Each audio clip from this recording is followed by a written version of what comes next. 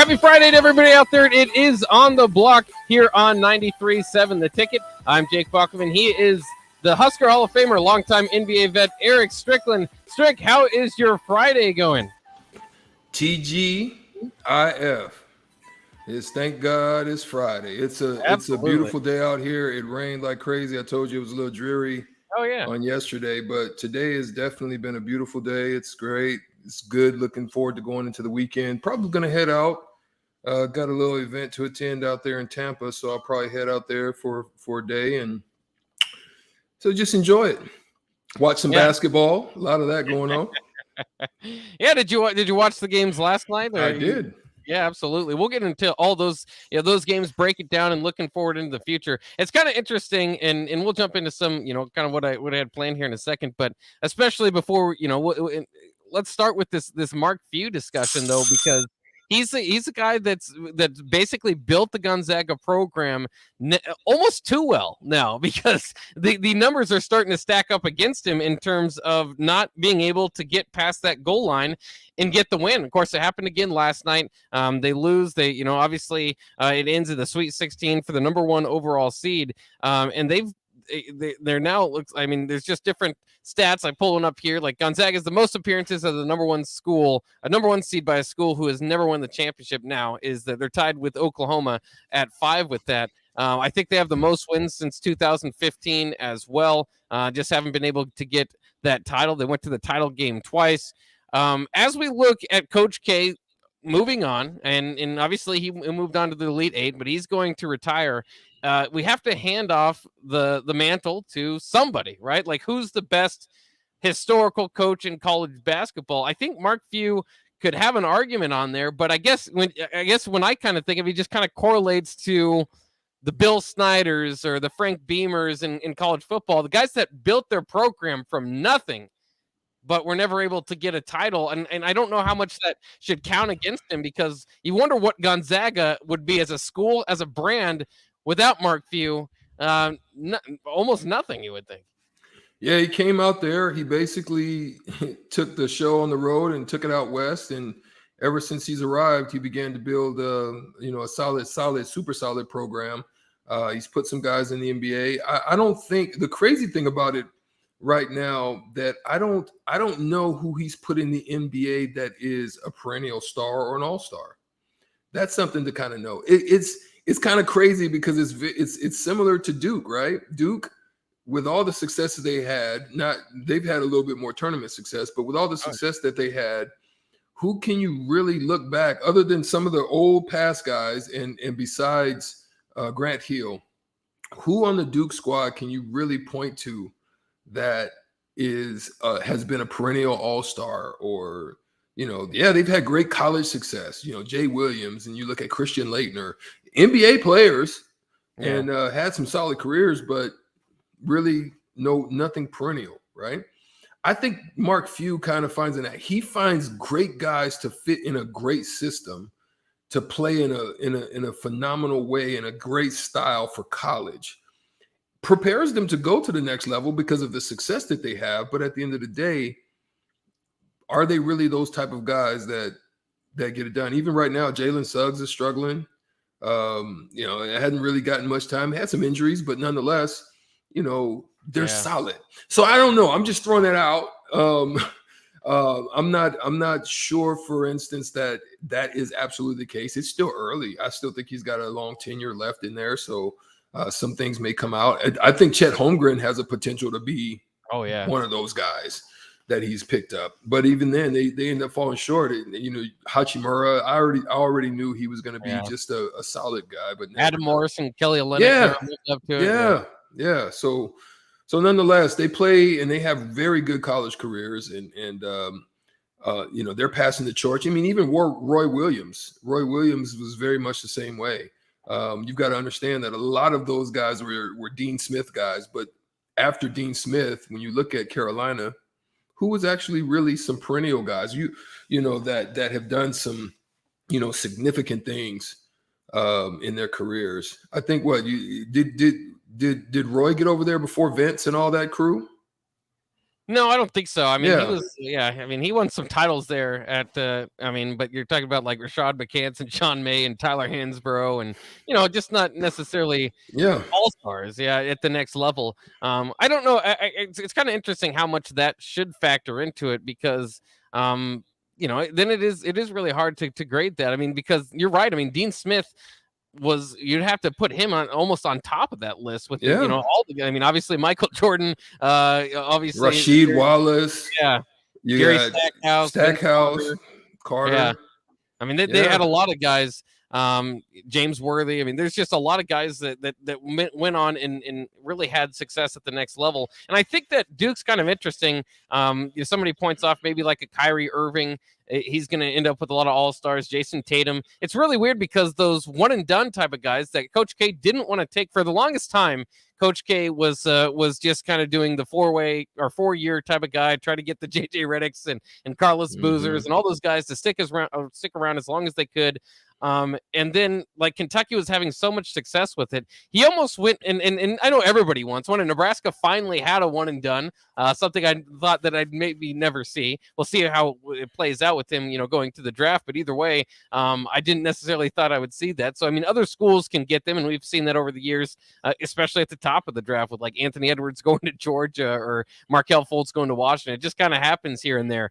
But there was a change in strategy from Coach K that you have to credit him with, which basically took away Calipari's whole game. I mean, for years and years, Calipari was having like 5 top 20 draft picks on every team. And then when Coach K dug in and started to get those one and done guys, Kentucky hasn't been the same since. Yeah, and shoot, even right now, a lot of people are calling for his head.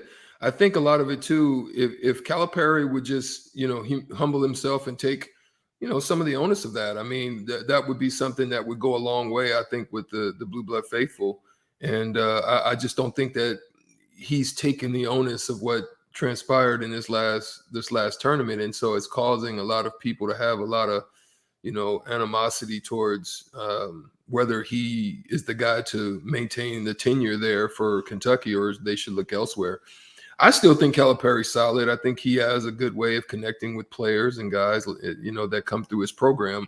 But there's the old guard is starting to make their way out, and that's a great question, Bach. Who is going to be the new ones that step up?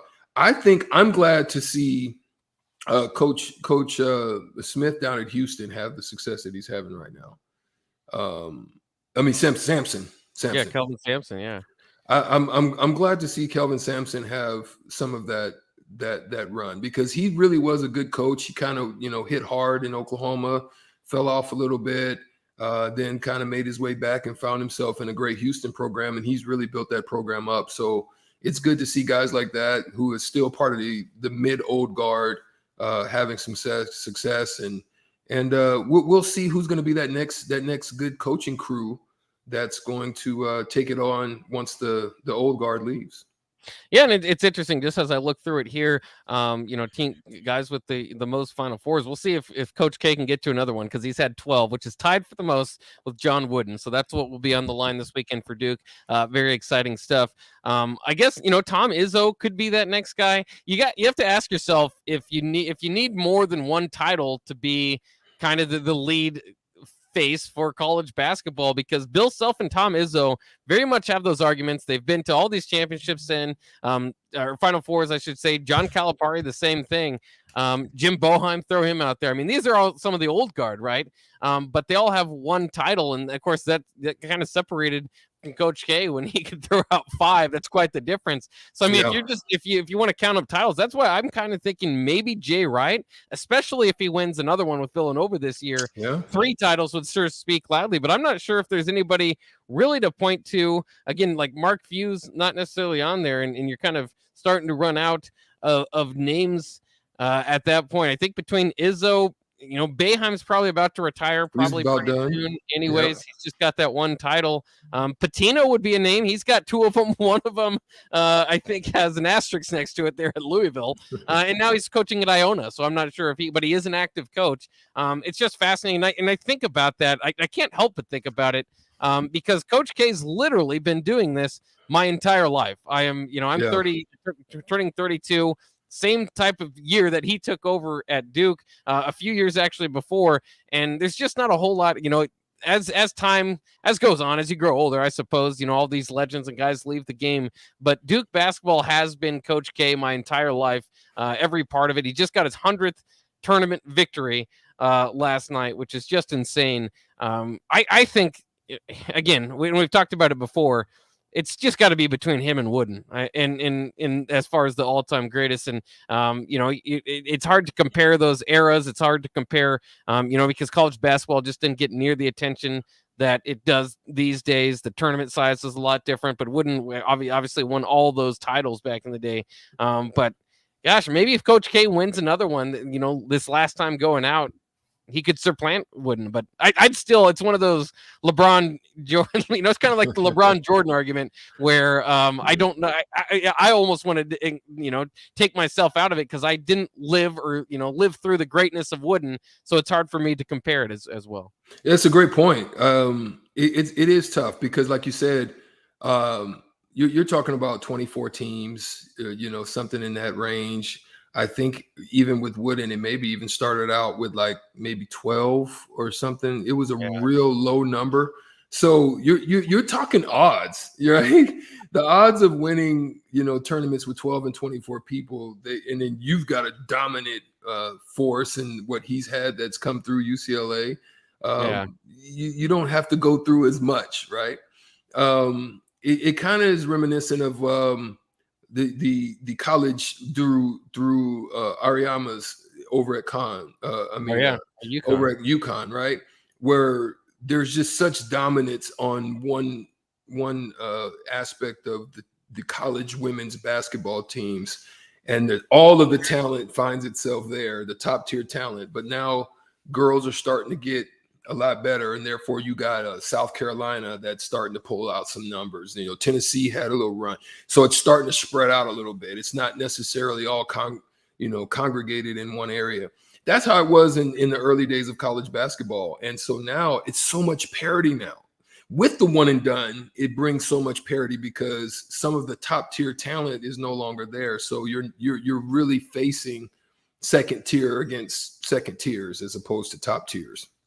Yeah, and it looks like that Gino Auriemma's run strong run. It's been a few years since they've won a title, so that might be over. Yeah, I do want to ask you about this too because it's kind of fun discussing it here on the Ticket Water Cooler here with Nate, our producer for this show. Is that he thinks Michigan's a basketball school, acknowledging that they lost the other night to Villanova. He says the success they've had, 2 championship appearances over the last 8-9 years, whatever it is. And he's just in this going along with the struggles of the football program up until this past year. I went on the completely opposite side and said, I don't know. I mean, it's not like success for Michigan basketball is new. They've had the Fab Five. They've had Glenn Rice win a title there. I mean, they've been relevant before, but they're just such a football school that I don't think that the basketball team, almost regardless of what they do, outside of, winning 5 straight and, turning around the history of the NCAA basketball and the way we perceive it, can never supplant the football team. I mean, that's a football school. I venture to say that that's probably the case. It would be no different than Indiana, right? Even though Indiana's been terrible for quite some time now, they are reverenced as a basketball school. So no matter what Indiana football does, it would still be considered blue blood basketball. I mean, obviously, from where things have started from the beginning of time for basketball, it's been that way. And then you've got to go through the Bobby Knight era, who definitely rose it to significant prominence. But then there are those types of teams that are just like that. I mean, that would be like Creighton getting a football team, and the football team ends up having a little bit of success, and then all of a sudden, you're going to just say Creighton's a football school. No, it's a basketball school.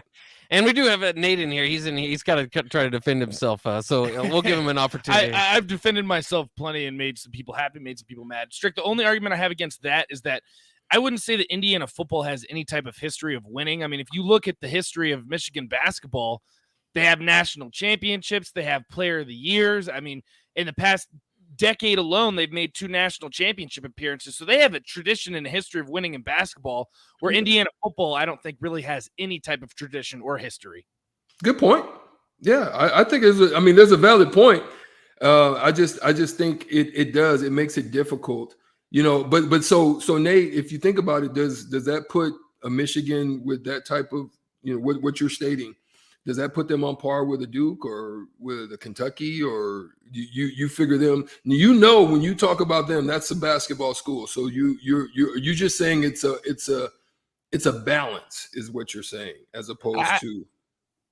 Yeah, I would say it's a balance and just more a history or tradition. I mean, if you look at Duke football, they're one of the worst Power 5 college football teams historically over the past, 30, 40 years, whatever it may be, outside of the ACC championship appearance a few years ago. And same with Kentucky. I mean, Kentucky football, other than this past season, I can't remember the last time they were even ranked. So I just think Michigan consistently has an expectation to win, has won in the past. I mean, Juwan Howard would probably be the one to tell you their expectation heading into this season as a top 5 program was probably to make the Final Four.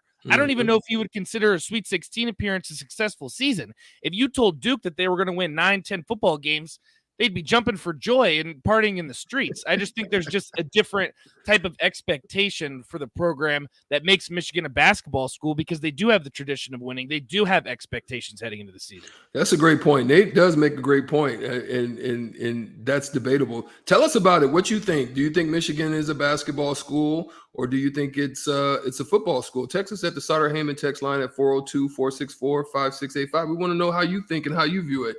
I think it has, and it does maintain a good balance. I definitely do feel that, because I'm going to be honest. When we were at Nebraska was early on was kind of going through some struggles. They were struggling a little bit. They were kind of teetering. We were like, let's take over the campus. That was kind of our mentality. We was like, shoot, let's turn this into a basketball school. And we did have some success. We would have liked to have had more, but at the end of the day, there are a lot of schools out there like that. I mean, because you look at UCLA. Can you consider UCLA with its history in football? Do you say it's a balance? Even though they haven't had much success as of late. Could you say the same thing about USC? No, because USC's basketball team pretty much stinks. So It seems that sometimes, most of the time, it'd be one or the other. What teams out there? Hey, I want to hear that on the Sutter Heyman text line as well before we take this break. I want to know, what teams out there do you think have the balance? Because some of them either have a basketball and then football is terrible, or football is good and basketball terrible. What other schools out there do you think have a good balance?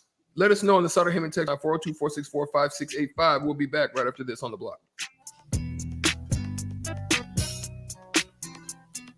Southeast Community College is training tomorrow's workforce today with our nearly 60 career and technical programs. We are doing our part to help employers fill vacancies during this current labor shortage, graduating students with skill sets employers are seeking. We're also helping to upskill the workforce by adding short-term credentials like certificates in many programs so that employees can get retraining quickly. Learn more about upskilling with SCC at southeast.edu/academics. SCC, your path to possible. Winter is upon us. Is your home prepared? If your furnace isn't keeping up, or you've thought about replacing it, John Henry's has a new year, new unit special. When you purchase a select heating and cooling system from John Henry's, we will give you the furnace for free. There are also equipment and LES rebates up to an additional $850. This offer expires February 28th, so don't miss out. Find out more at jhlincoln.com or give John Henry's a call or text today. 435-5555.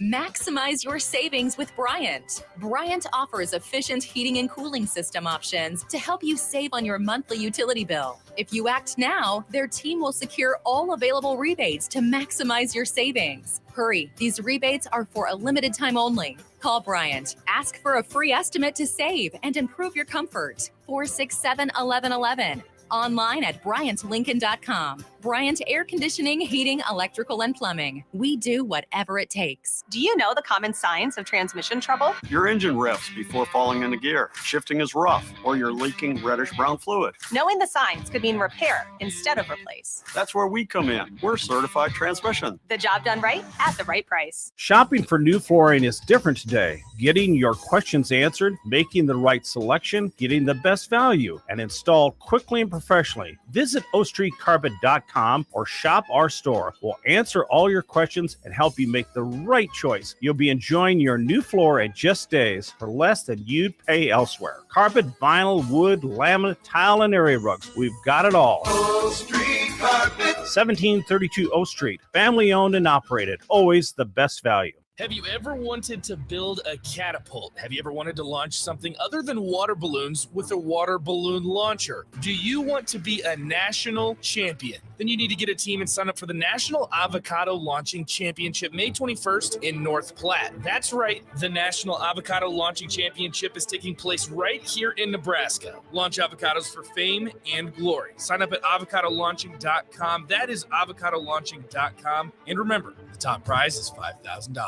The captain, Vershawn Jackson. Adversity introduces a man or a woman to themselves. It's easy to say, oh, have a great day when things are good. But when life happens, as we all know, adversity hits, that's when we find out who we are.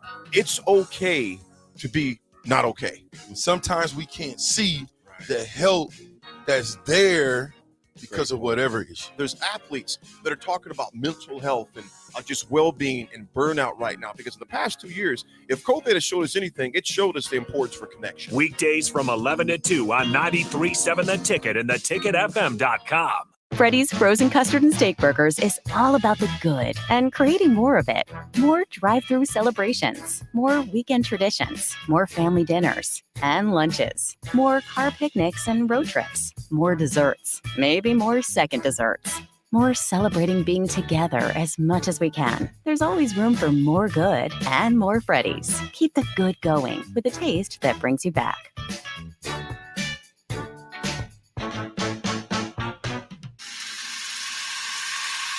You hear that? That's the sound of extremely tender and delicious beef from certified Piedmontese. Prime grade tenderness with a fraction of the fat and calories of normal beef. It's Nebraska-raised product and the official beef of Nebraska Athletics. Change the way you buy beef today at the Mercado by Certified Piedmontese, just north of 84th and Havelock, or at cpmercado.com. Hey, Steve. Welcome to Great Clips. Great Clips asks, what's the difference between good and great? Come on back and have a seat. Good asks you what haircut you'd like. I have all your details from last time. Would you like the same haircut today? Great already knows. With Clip Notes, we save your haircut details so you can get the same thing as last time, every time. Download our online check-in app today. Great Clips. It's gonna be great. Back to On the Block with Strick and Bach on 93.7 The Ticket and theticketfm.com.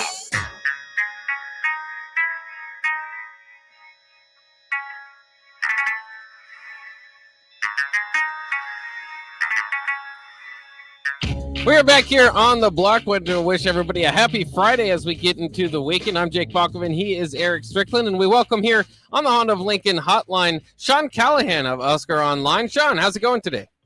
Hey, I'm doing great, guys. Thanks for having me on. Yeah, thank you for joining us. Certainly a lot to run down for the Nebraska basketball or football program. Excuse me. I'm sure you know what my first question relates to, and that is Xavier Betts. I think the plan was to have a meeting with him today. But what is the latest that you've heard about Xavier Betts? Yeah, I think it just comes down to a guy that's really gone back and forth with his commitment and love to want to play football. And I think he's got to decide long term, does he want to do this? Because I think he's gone back and forth with it, and did come back after spring break with the team. And I know there's been other episodes behind the scenes that didn't get quite to this point, but obviously this has been, I think, an ongoing deal for his whole time at Nebraska. And I think there's a certain point where you try to help a guy, but now we're going into his third year here, and he's got to step up and make that decision on kind of what he wants to do. Yeah, it's fascinating, and I think it kind of goes to a larger discussion. I guess if you were talking to somebody that hadn't paid attention for a few years or were just wondering what's gone wrong with Scott Frost at Nebraska, do you think I don't know if this is the right term, but mishandling the skill positions would be among the first things you would say? Well, I think when he got here, they had a few guys, but not enough. And I think there are some times when maybe you had to make some concessions with a guy like Maurice Washington or a guy like J.D. Spielman, because if you didn't have those players, your program would take a big step back. And they weren't really in a position, if a guy wasn't doing the right things off the field, just to cut them loose. And I think they're trying to move past that because, it didn't really work out. I mean, with Maurice Washington and even J.D. Spielman, kind of giving them some extra slack. I go back to even like a Marcus Fleming. He was a guy that, they basically let play in the Northwestern game in 2020 and hadn't really practiced much. Was talented enough to have almost 90 yards receiving on the top defense in the Big Ten. But then the next week against Iowa, he just decided to take a day off from practice and said, I'm not practicing. And then they said, well, then you're not going to Iowa. So he quit the team at that point. So, I think there's just battles that you have to fight. And, I think they've worked with Xavier quite a bit. And we'll see where it goes. I don't have a very good feeling just because Xavier himself is going to have to want to kind of take this on him and grow up. I mean, he's a man. He's a third-year guy in college. Yeah, we'll see what kind of plays out there. Do you think that Nebraska, and I know some people would say that they maybe don't like the risk that Nebraska takes in recruiting on some of these guys. I know you threw Maurice Washington out there, obviously had his own problems coming to Nebraska. You've covered recruiting for 20 plus years now. Is Nebraska at where they are currently the type of school that has to take those risks in order to be able to get, the special type of athlete here and there, as opposed to, a Florida or USC where, they're more easily can pass up on guys with trouble because there's another guy that they can land, in their backyard. Yeah. I mean, you have to take some calculated risks, and you go back to the 90s. Those were the Proposition 48 guys. The Big 8 Conference was really the only power league that allowed Prop 48 players, and that allowed Oklahoma, Colorado, Nebraska, Kansas State. It allowed them to get a lot of players that couldn't get into maybe the SEC or the Pac-12. And it helped propel Nebraska. And, they eliminated that Prop 48 once the Big 12 formed. But, they've always had a history of taking guys. I mean, Bob Devaney was one of the first coaches that took African-American players. And, the SEC wasn't recruiting them in the 70s. And Nebraska went in and kicked Bear Bryant's butt. And Bear Bryant changed his tune after losing to USC and Nebraska back-to-back years, and Alabama started recruiting African-American players shortly after. So it's Nebraska's always tried to have to do things differently with times, and I think we're in a different time now, and you've got to figure out the right formula with today's kid and today's rules and today's game of college football.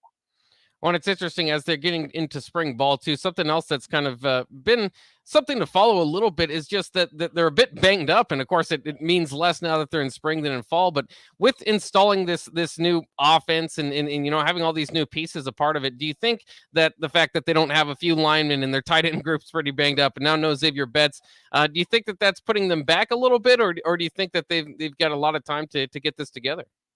Oh, they got a lot of time. I mean, spring is spring. I mean, it's essentially, when you count spring break, you have 6 weeks, and that's a long time. I mean, you think about what fall camp is. Fall camp's 4 weeks, so spring is an additional fall camp and some, with meetings and time on the field with your team, where you can put them through a 20-hour week of activity. So there's a lot, even if you're missing people. And then it also, Jake, allows you to develop other guys and give them an opportunity to get reps. And hopefully somebody emerges that maybe you weren't expecting because of reps. And that's all it takes. I mean, it's really hard to get reps and opportunity at the Division I level. And if you get reps that you weren't going to get, you just never know what's going to happen. Hey, Sean, it's Eric. Good to see you. Thank you for joining us on the block. Wanted to ask a couple of questions, and it's a two-part question. One being that you've seen a lot of new faces that have come in. One of the things that I've been hearing is that a lot of the players that have not only been here, but even some of the others, to include like Casey Thompson, it seems that they wanted to create a culture that was reminiscent of the old 90s, where it was next man up. You took the onus. You also basically were accountable not only by the coaches, but you were accountable internally with your players. And it seems to me that a lot of them are taking those types of responsibilities and leading the charge. Then the second question is, and are you hearing some of that in the culture now? And so the second part of that question is, who are some of the players that have, been on the radar, came in fresh, new, a new face, maybe somebody that's been there that no one's really been talking about? What is the noise that you're hearing in the different rooms about who's really stepping up and doing some unique things right now?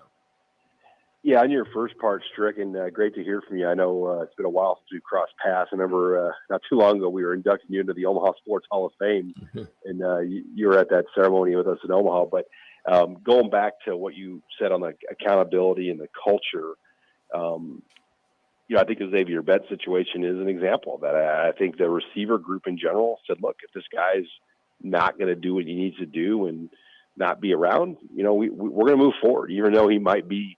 I mean, he is probably the most talented guy, in that room. I mean, I wouldn't say he's the best guy, but he's the most talented guy in terms of his size, his athletic ability.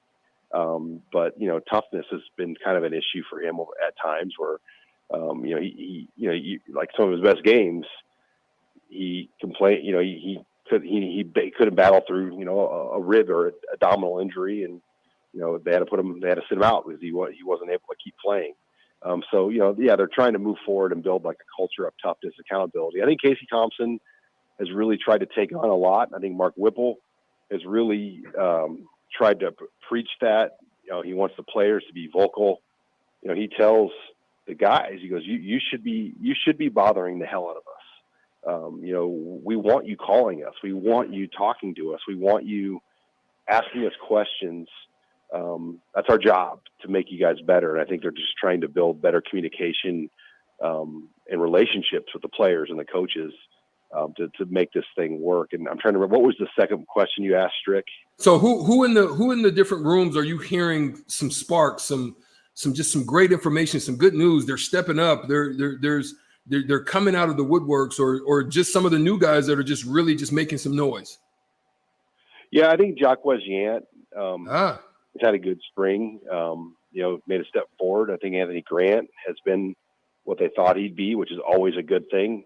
When you bring in a JUCO guy, you kind of hope they are what you think, because you don't have a lot of time with them. I think Trey Palmer is what they thought he was. I mean, Mickey Joseph, I think today probably would say he's their best guy in that room moving forward into this season. When you go over to the defense, I think Tommy Hill, the corner that they added, Arizona State. I think he's been as impressive as any defensive back this spring, and is probably poised to start at corner. And I think when you look at Marquise Buford playing safety, a lot of that has to do with Tommy Hill. When you kind of project that they think, we need to get Buford ready for safety, because we think Hill's going to lock down a corner and probably Quentin Newsom will be the other guy. So, they've added some good pieces from the portal.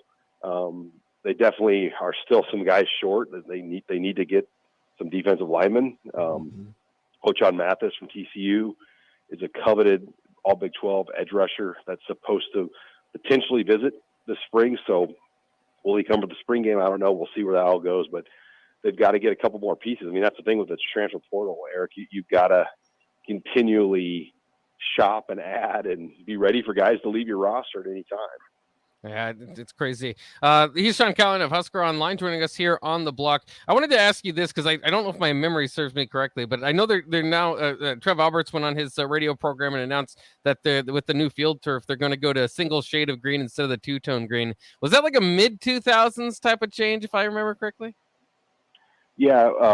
So the first field turf went in 1999. They switched to that, and they were the first college or pro stadium to have it. Then in 2006, they put in the second round of turf, and Steve Peterson put that in to kind of match the historical Bob Devaney era two-tone turf. And at that time, then they also removed the crown in the field. There used to be quite a crown in the field, and they took the crown out in 2006. That used to be for runoff, right? Like water runoff, Sean? What's it? That used to be for like water runoff. So for our listeners, when you say the crown, that means at the middle of the field, it was kind of like a little hump, and it kind of tapered off as it goes to the sideline. That's what you're talking about, right? You're right, yeah. And then the disadvantage would be a quarterback. It's harder to see down the field when you're throwing. So they took that out then. I don't think they've had that type of crown since. But yeah, then they did another round of turf, I believe, in 13 or 14, which they kept the two-tone. And that was when they did the East Stadium renovation project as well, where they redid the whole east side. And then, so this was the fourth installment of field turf. And normally they're supposed to go every 7 years. But because of COVID, it got kind of delayed. They played 9 seasons on that turf, which, that's, you go on that surface right now, it's pretty worn. Pretty old. They need to get it replaced because it's kind of lost its cushion. It's basically a flattened carpet when you go out there on that field turf. Huh.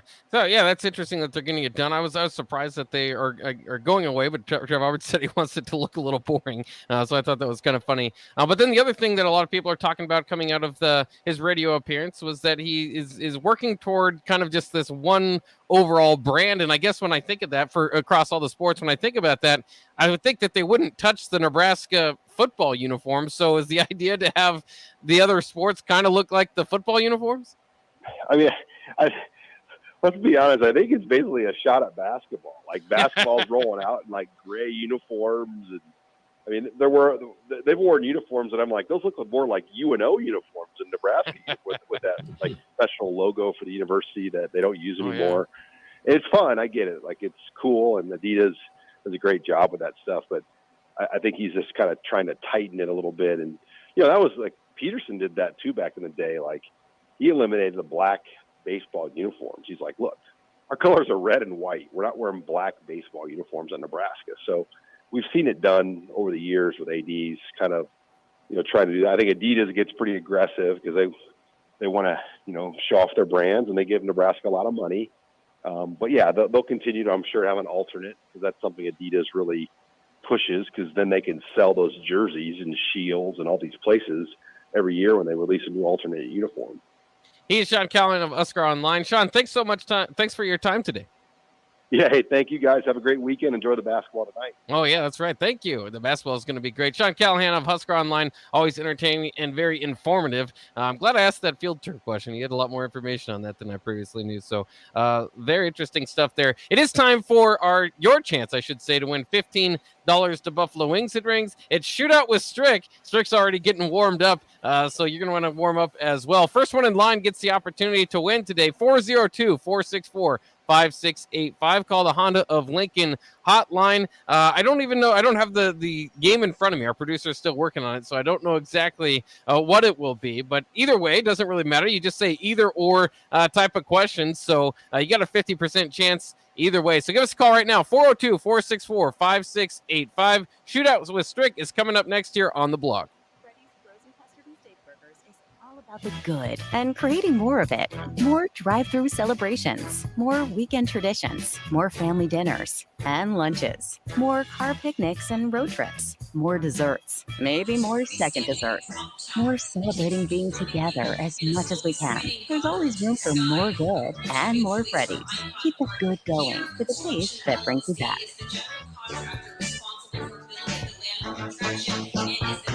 Fruitcakes are just for Christmas, right? Gosh, I feel sorry for you. I mean, what if we had done that with bacon? Bacon is only for breakfast. We'd never have bacon cheeseburgers. We'd never be able to save a salad by adding bacon bits. We'd never have dinner. That's breakfast for dinner. Don't limit yourself. Fruitcakes for St. Patrick's Day. Fruitcakes for graduation. Fruitcakes for Thursday. Beatrice Bakery and Grandma's Fruitcakes are perfect for every occasion. Check them out in downtown Beatrice or online at beatricebakery.com. Welcome to our world of yum. Hi, Sean Callahan here at HuskerOnline.com, inviting you to join us here on 93.7 The Ticket every Saturday morning now in our new time. We're on from 8 to 9 with the weekly Husker Online radio show. We'll give you the latest in recruiting. We'll talk about what's going on with both football, basketball, and we'll probably share a few stories from the inside. It's every Saturday morning right here on 93.7 The Ticket. It's the Husker Online radio show from 8 to 9 a.m. Nature's honest. Is your home prepared? If your furnace isn't keeping up or you thought about replacing it, John Henry's has a new year, new unit special. When you purchase a select heating and cooling system from John Henry's, we will give you the furnace for free. There are also equipment and LES features up to an additional $850. This offer expires February 28th, so don't miss out. Find out more at jhlincoln.com or give John Henry's a call or text today. Gray Diesel and Equipment Services is your go-to place in Lincoln for repairs and maintenance for diesel pickups, Class 8 over-the-road trucks, and trailers, from bumper pole utility to full-size semi. Gray performs DOT inspections and are a service provider for fleet companies like ARI, Element Fleet, and FleetNet. They're a family-owned business in operation since 1952, and they keep a clean, friendly shop. Customer service is their top priority. Give Gray Diesel and Equipment Services a visit today. With easy access just off You believe all the empty car lots in Lincoln? How can they survive? Well, they are surviving by charging way too much and making believe there are no cars available. Hey, this is Carl from Price Right Auto. I'm here to tell you that they are full of bull stuff. Come out to Price Right Westville and you'll find over 100 great vehicles at some great prices.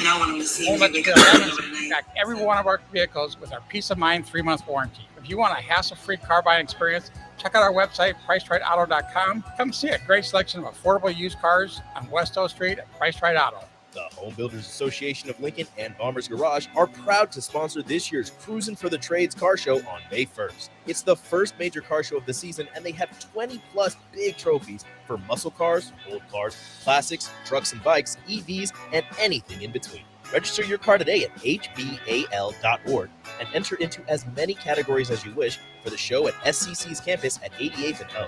Proceeds from the event go to the Lincoln Home Builders Care Foundation to support careers in construction. Register today at hbal.org. 93.7 The Ticket. Fox KFXL weather. Sponsored by Security First Bank. A relationship you can count on. A mix of sun and clouds. Windy again today as northwest winds will gust over 30. We'll see an afternoon high of 58. Passing cloud cover tonight with winds calming in a low down to around 28. Tomorrow, again, a mix of sun and clouds. Not quite as windy, but slightly cooler with a high of 53. I'm meteorologist Tim Wright for 93.7 The Ticket and theticketfm.com. Round up your friends and coworkers to get out and play softball. Different skill levels are available in either competitive or recreational for men, women, and co-ed. All teams get 6 weeks or 8 weeks of regular season games, depending on the day you play, plus a double elimination tournament. Games start in April and play through July. Registration closes March 27th, so get signed up today. For more info and to sign up for adult summer softball, go to teamsideline.com/LincolnNE. Shopping for new flooring is different today. Getting your questions answered, making the right selection, getting the best value, and installed quickly and professionally. Visit ostreetcarpet.com or shop our store. We'll answer all your questions and help you make the right choice. You'll be enjoying your new floor in just days for less than you'd pay elsewhere. Carpet, vinyl, wood, laminate, tile, and area rugs. We've got it all.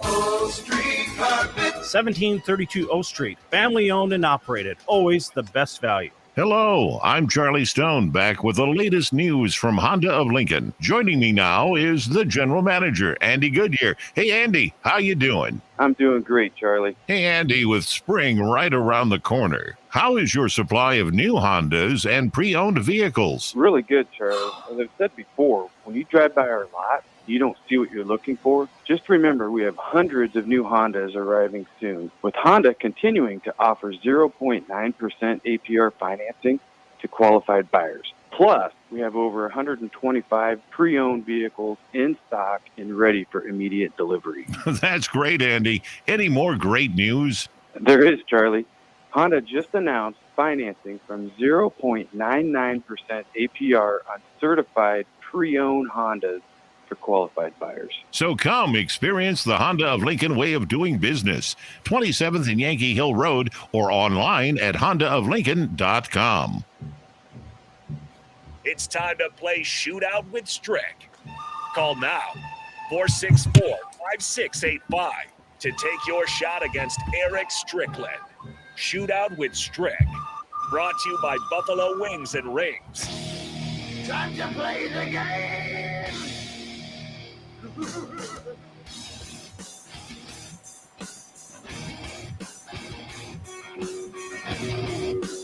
Our theme music isn't so happy today. Triple H, actually, this is his theme song for the WWE. He announced today that he is no longer going to be in any wrestling matches. I think he's had like heart surgery or something recently. So unfortunately, he's going to have to retire from in-ring competition. I'm sure he'll still walk out to this music once in a while, just at least to go poke somebody in the eyes or something, though.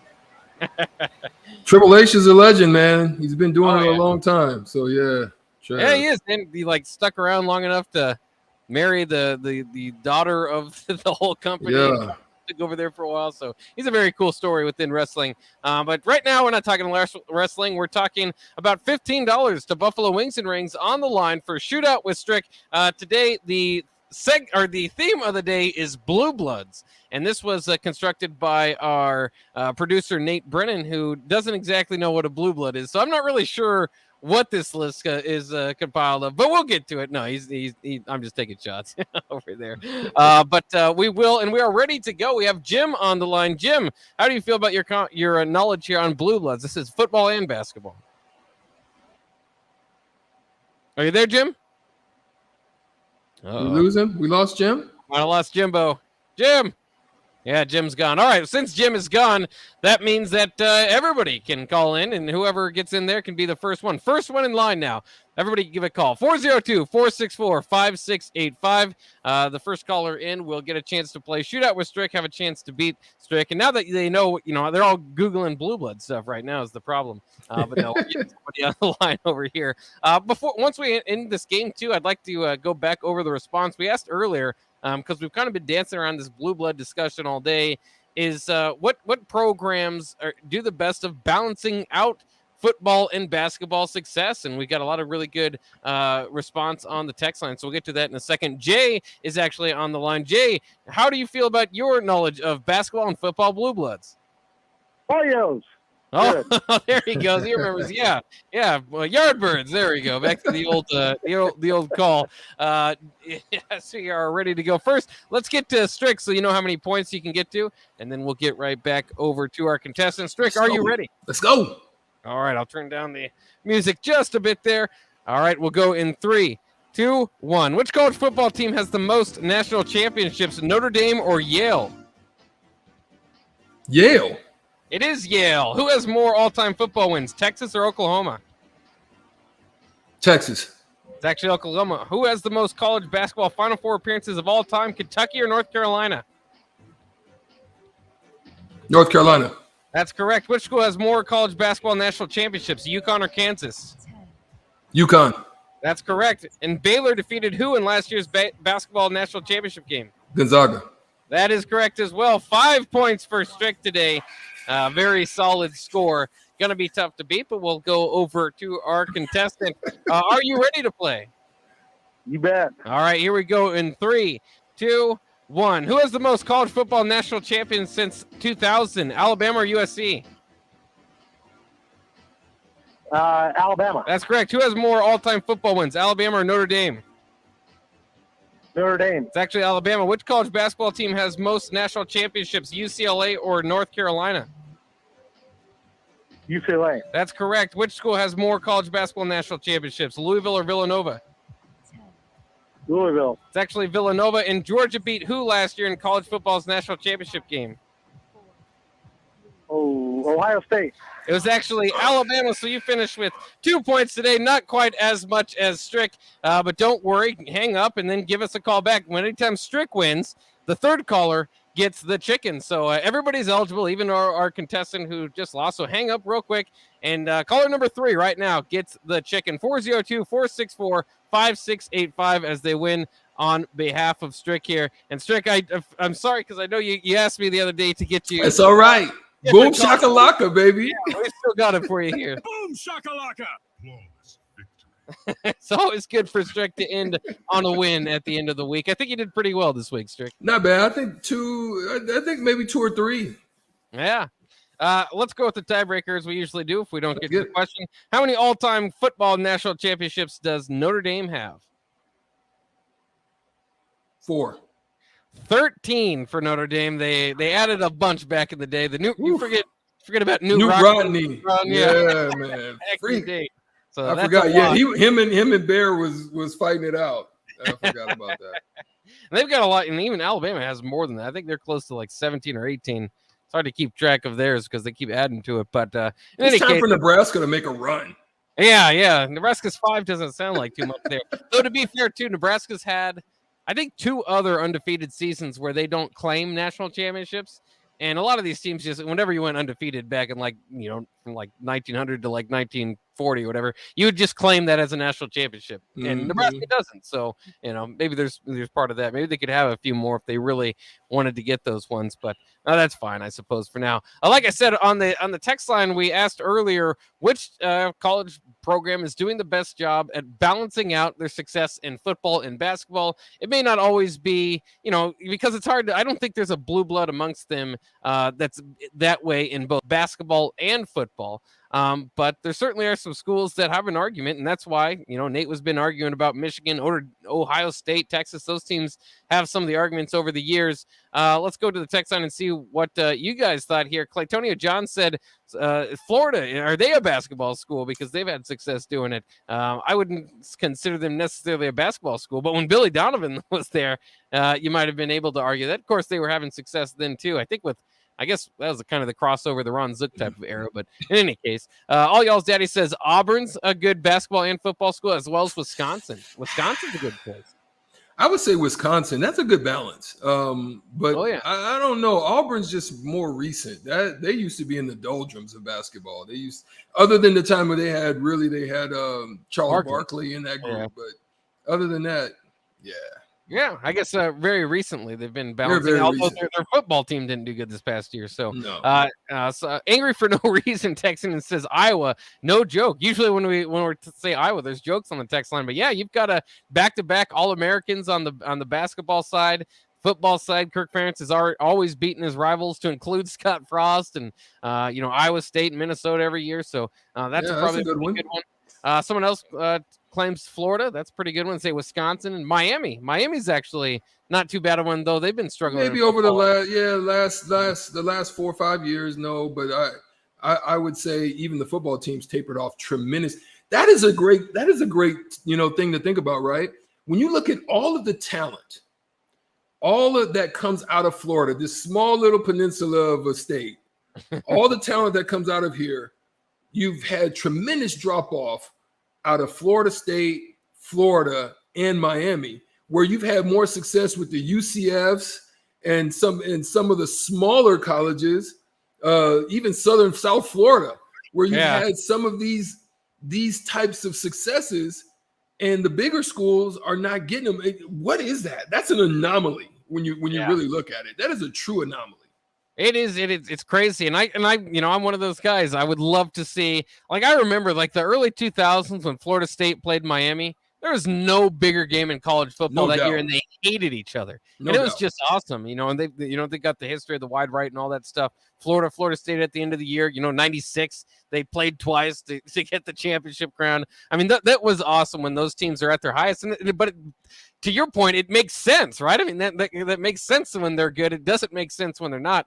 And they've all been struggling a little bit as of recently. Although Florida, you can win the SEC East one year, and if you go 6-6 the next year, you're out. I mean, they don't give you much of a leash. So even if you have some success, they kick you out. Also, there's beautiful campuses. And for some reason, some of the stuff that I've been hearing when I'm talking to some people that are alma maters of there, they really say that they don't have the money like some other perennial like Georgia, or they don't have the money like that. So then when they hire a bad coach, when they hire a coach that they have to, that really hurts them. Really hurts them more. That's what people are saying. Yeah, people are saying, people do go to school there, but they just don't have the alumni groups like a Nebraska. I'm still dumbfounded by when we played in New York and for the NIT championship, and Florida they were from Philly, St. Joseph's. St. Joseph's right down the street. We had more red in that place than them. It was like a home game for us. Oh yeah. And because our alumni groups is phenomenal. Yeah, kudos to the GBR Nation, man. Go Big Red Nation is phenomenal. I mean, when we traveled out west or wherever we went, I mean, it didn't matter if we played in California. I remember we played there. we saw banners in the roof talking about Californians for Nebraskans and Arizonans for Nebraskans. And yeah, man, they need to bring that huge, back. bro. Those used to be like at least 5 states were represented, even in Memorial Stadium. I'd like to see them bring that back. Yeah, Nate's got a point from across the room. Nate. I know you guys have to go to break, but this is something that I want you guys to sit on because I think it's a great conversation, especially when we're talking about football and basketball. Blue bloods. I said Michigan isn't a blue blood. I'm not going to change my mind. Someone came back at me on Twitter and showed me the all-time wins, which Michigan does lead in. And I want to leave you guys with this to help you maybe articulate your point, which is mine, is Michigan won all but 2 of their national championships before World War II. They've won 1 fraudulent national championship in the past 25 seasons. If you guys remember, they split with Nebraska in 1997. They've had 4 different head coaches in the past 15 seasons, and most recently they lost to their rival 8 seasons in a row.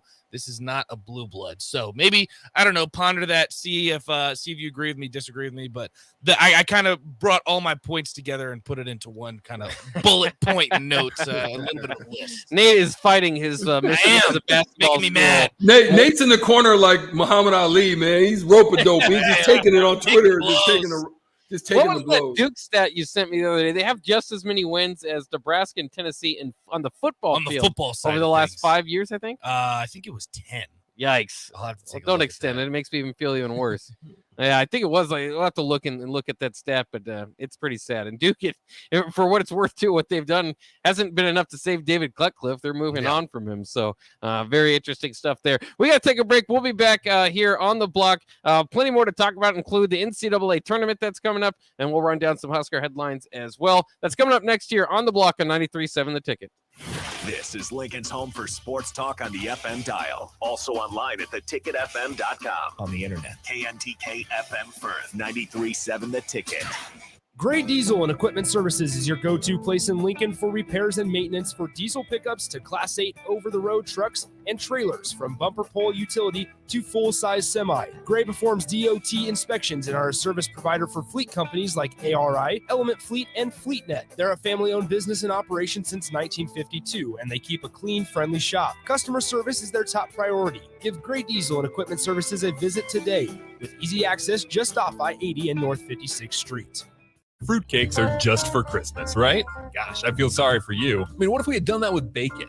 Bacon is only for breakfast. We'd never have bacon cheeseburgers. We'd never be able to save a salad by adding bacon bits. We'd never have Brinner. That's breakfast for dinner. Don't limit yourself. Fruitcakes for St. Patrick's Day. Fruitcakes for graduation. Fruitcakes for Thursday. Beatrice Bakery and Grandma's Fruitcakes are perfect for every occasion. Check them out in downtown Beatrice or online at beatricebakery.com. Welcome to our world of yum. Work, laundry, dishes. I was exhausted. I needed a vacation, but finding a way to pay for it, not so easy. Then I found it, a research study at Solarion. I searched the studies and found a perfect match for me. It was so easy. I earned cash for the study and booked that vacation. Plus, I made an impact on medical research. Find a study and sign up today at helpresearch.com. You should consider the risks of the research before you agree to participate. Southeast Community College is training tomorrow's workforce today with our nearly 60 career and technical programs. We are doing our part to help employers fill vacancies during this current labor shortage, graduating students with skill sets employers are seeking. We're also helping to upskill the workforce by adding short-term credentials like certificates in many programs so that employees can get retraining quickly. Learn more about upskilling with SCC at southeast.edu/academics. SCC, your path to possible. Rosie Sports Bar and Grill has 2 Lincoln locations that are great for any occasion. If you're downtown for a basketball game or a concert, stop by their newest spot at 10th and P. Don't forget to check out their social media pages to learn about any concerts on stage at Rosie's. If you want to avoid a busy downtown scene, head over to the original Rosie's just south of 14th and Highway 2 for a feeling of your local hometown bar. There's plenty of TVs at both places and great food and drink.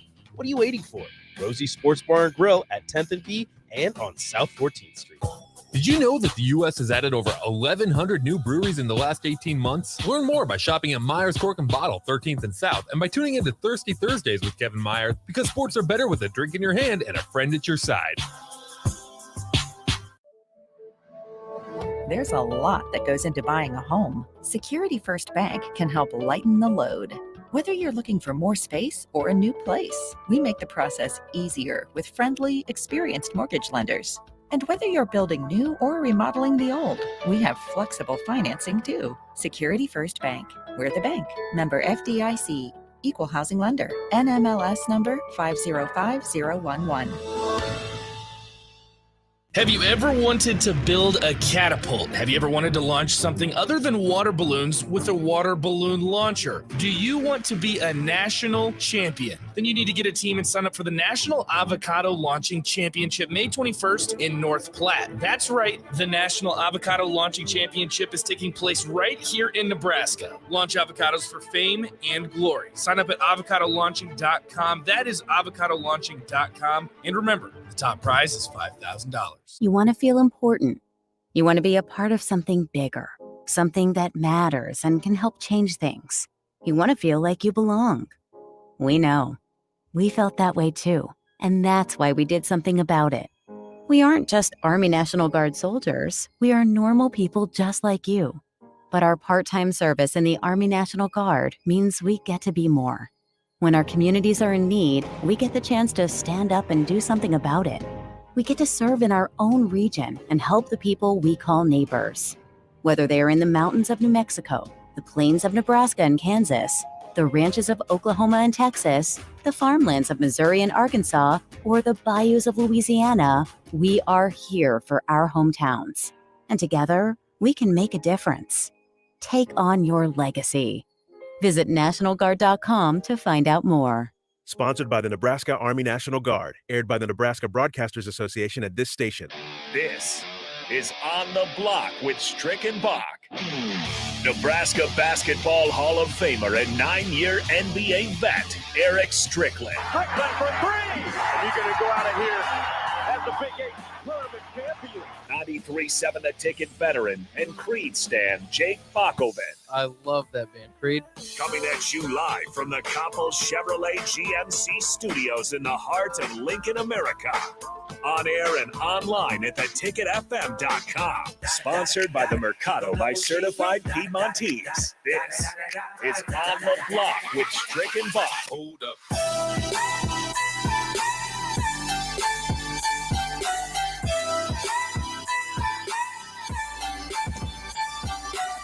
You're on the block for the second hour. We thank you once again for joining us on the block. I am E. Strick, Eric Strickland, my partner Jake Bakoven. We thank you for joining us today here on 93.7 The Ticket, theticketfm.com. And if you're watching or streaming on Spotify or YouTube, go ahead and become subscribers. Join us here on the block every night, Monday through Friday, from 4 to 6 Central Standard Time. We talk about all things sports with a focus on Nebraska athletics. We thank you again. So, Bach, a lot of stuff was happening last night. We had talked about some particular matchups that we thought would be interesting. We found that to be the case as we discussed what was going on down in the East with the game that was going. I'm sorry, not in the East, but in the West, which was the Texas Tech and Duke game, and it did not make for bad TV, so to speak. It was a very good game, as we thought. We thought that would be the game to watch last night, but we found out that matchups all over the place, and to include Stricky's crystal ball action, where I said, if you watched us on the block last night, that somebody had the opportunity of being clipped, and it was the Arkansas Gonzaga. We talked about those teams that play defense, and defense wins games. How do I know that? Because Arkansas is a tremendously awesome, active, and get after you dog defensive team. Clipped Gonzaga 74-68 last night. While on the other side, out there in the South, we had Arizona and Houston matchup, and Arizona falls to Houston by 12, 72-60. And that is another game where you found a team missing some of its best scorers, yet alone put the defensive clamps on Arizona and found out they got a win last night. So, Bach, how did you view the games? What did you think about them? How did you feel about them? Do you think the right matchups are here with Arkansas and Duke and Houston and Villanova? Or do you think there was just some bad play and it just, worked out the way it worked out?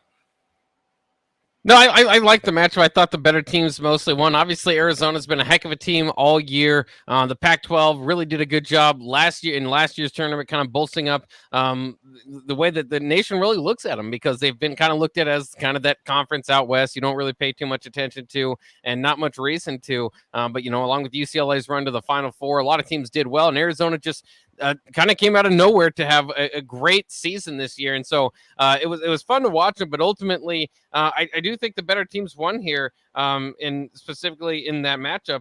I guess going back to the Arkansas game, I was trying to run it down here. Yeah, the Gonzaga matchup it was kind of fun to watch because they just had the upper hand over Gonzaga throughout a large majority of that game. But Drew Timme, I'm gonna miss watching that guy. I mean, he's a walking bucket at the college level. They would try to force it into him, but ultimately it was fun because sometimes like you said, sometimes it comes down to defense.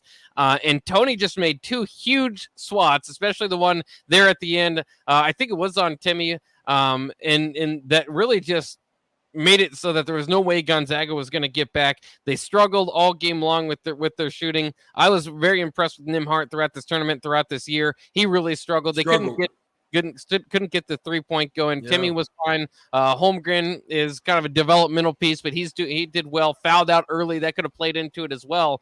But good on Arkansas and good on Eric Musselman, right, Strick? Or maybe not Musselman. Yeah, we were talking about that last night on how I used to some of my friends, they didn't know that story, and I told it to them when we were watching the game last night. But one of the other parts of it too, man, is Gonzaga is a tremendously high assist volume team in games, and you didn't see that last night. They didn't get it from Nembhard. They didn't get it from anywhere where they were assisting on balls. I think Arkansas did a great job of not allowing Timme to get into his stuff, even though he had a great game. Now, I'm not nullifying that, but when it really counted, they did some things defensively that forced them into some really tough situations.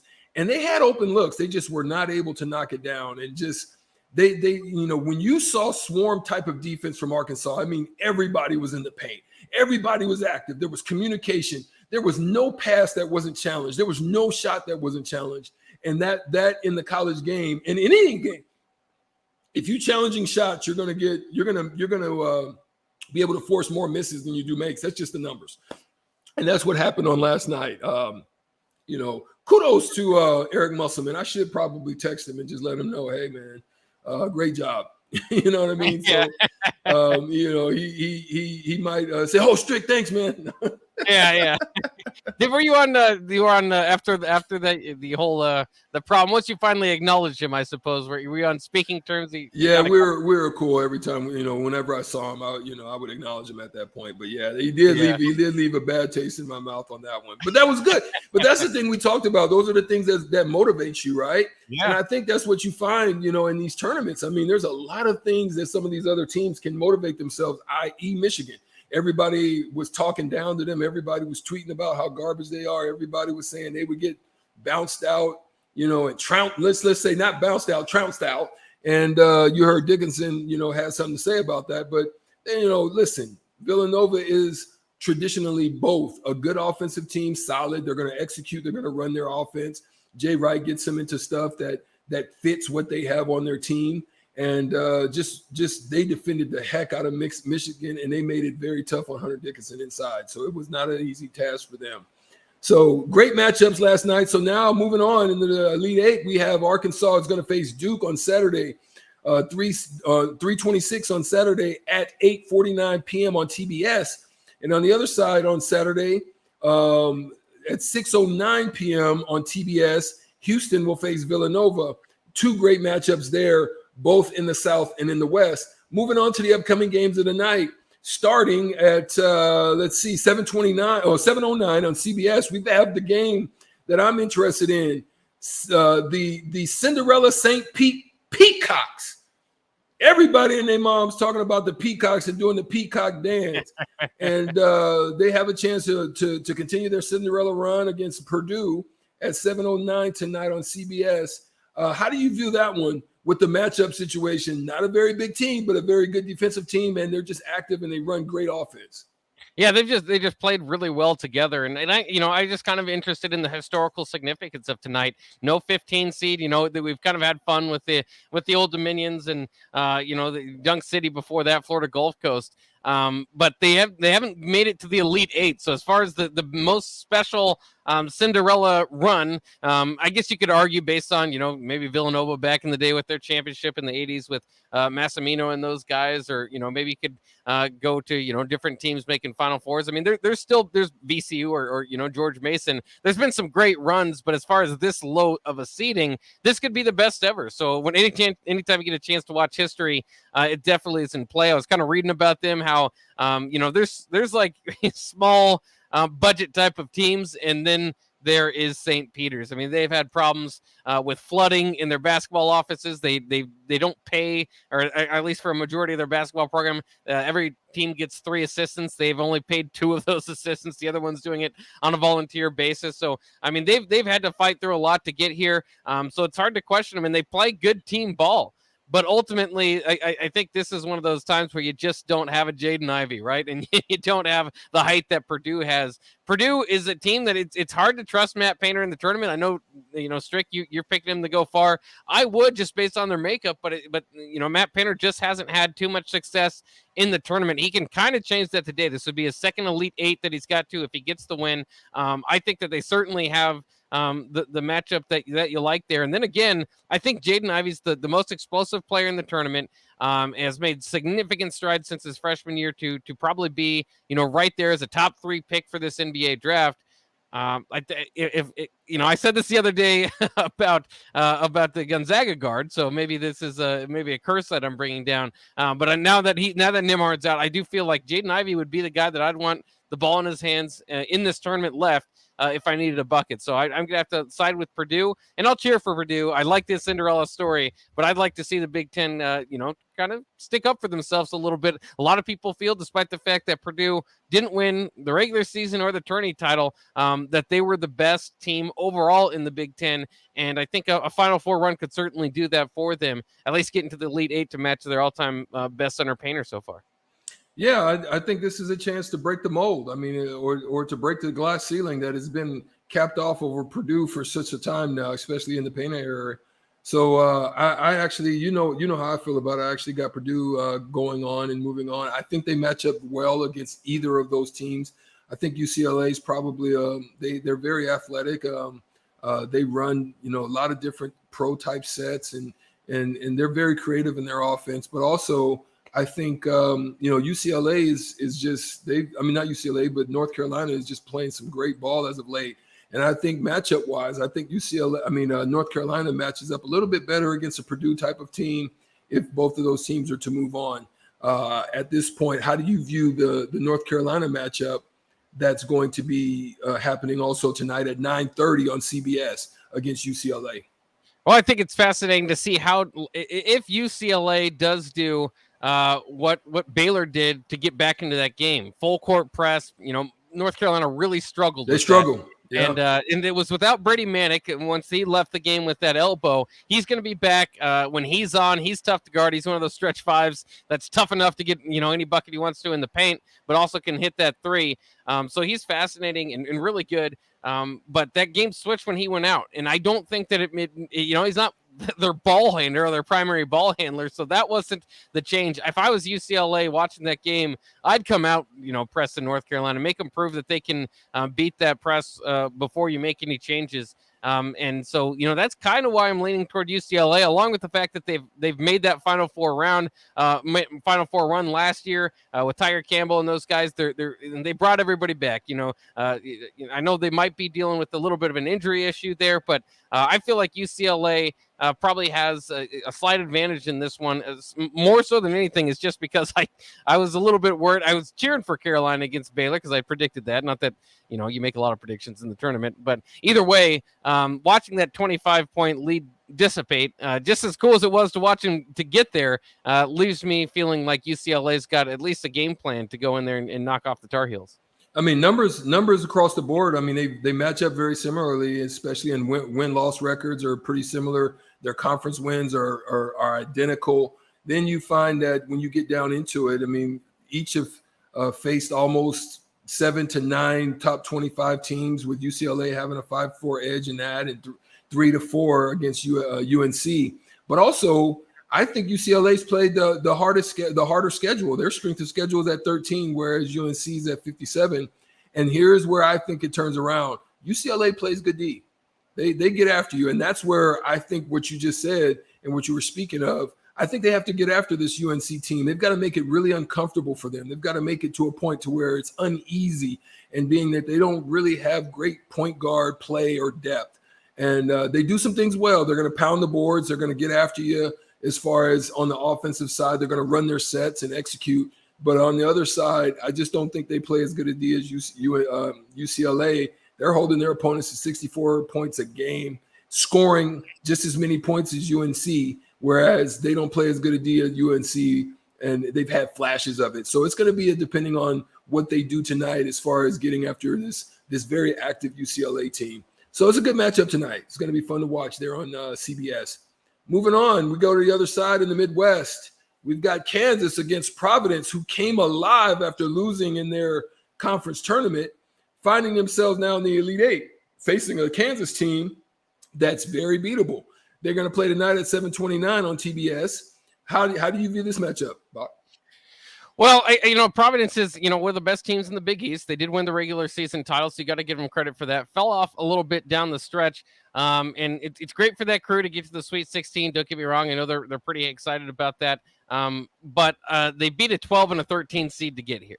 And you can't you have to play who's in front of you. So I'm not saying that they really could choose that, but the path is just easier, or at least implied easier based on those seedings for a certain team. So I'm still kind of in improvement mode for Providence, even this late in the season. I think Kansas is a program with Bill Self. He's won over 80% of his games there with the Jayhawks, and a name that I don't bring up. I keep kind of pointing out Jay Wright, but the same thing with Bill Self. Once Coach K retires, maybe Bill Self, if he can win another title and at least have two, could be that next kind of mainstay name that we see. Of course, there are also the allegations and NCAA trouble that just kind of Kansas is somehow able to avoid and hasn't really come down to anything. But that's also interesting. But for this game specifically, I think that Kansas has the two best shooters on the floor. They're All-American. Agbaji is one of them. Christian Braun, pretty athletic. He can shoot pretty well. I like the Jayhawks and pretty comfortable in this one over the Friars.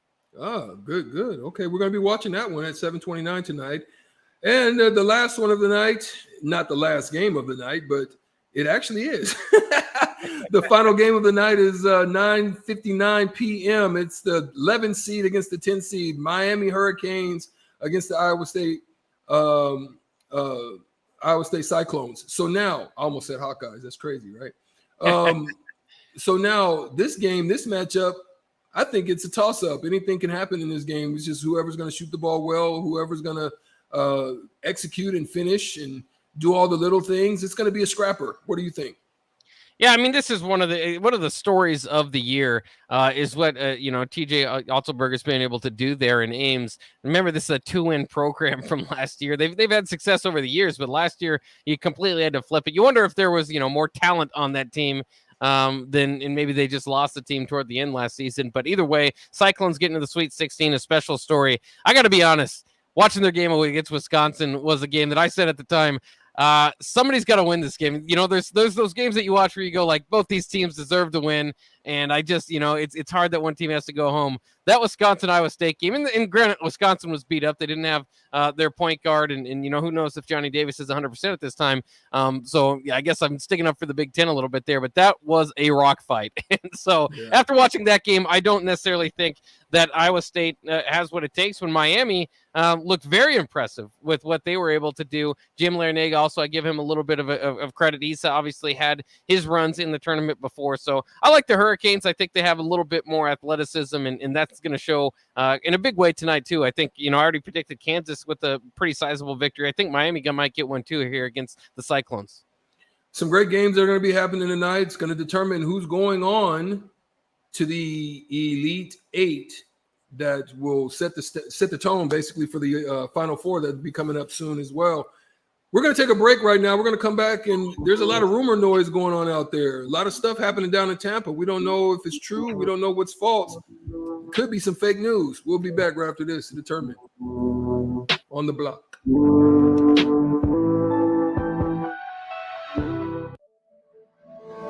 There's a lot that goes into buying a home. Security First Bank can help lighten the load. Whether you're looking for more space or a new place, we make the process easier with friendly, experienced mortgage lenders. And whether you're building new or remodeling the old, we have flexible financing too. Security First Bank. We're the bank. Member FDIC. Equal housing lender. NMLS number 505011. The Home Builders Association of Lincoln and Bombers Garage are proud to sponsor this year's Cruisin' for the Trades car show on May 1st. It's the first major car show of the season, and they have 20 plus big trophies for muscle cars, old cars, classics, trucks and bikes, EVs, and anything in between.